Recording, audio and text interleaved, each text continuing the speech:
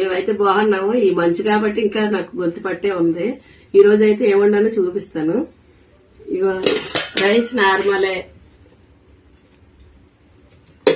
అలాగే ఇదేమో శనగపిండి బోండా లాగా వేసేసి దాన్ని ఏమొచ్చి ఇలాగా టమాటా వేసి ఎగిరి చేశాను అనమాట. ఇగో ఒకసారి చూడండి.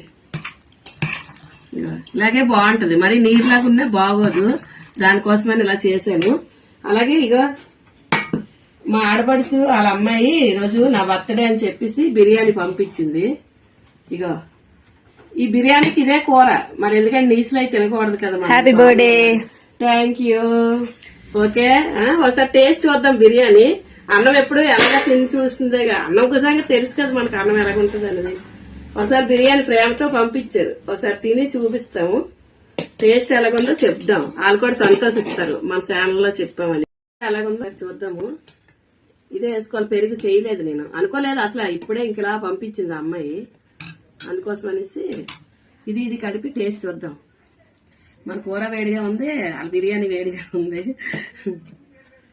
మీ అందరూ ఏమనుకున్నారు, సండే కదా, కార్తీక మాసం, మన పౌర్ణంతో కొంతమంది ఆపేసి నీసులో తినేస్తారు, కొంతమంది తినరు అనమాట. కార్తీక పౌర్ణమి నోము చేశారు కదా.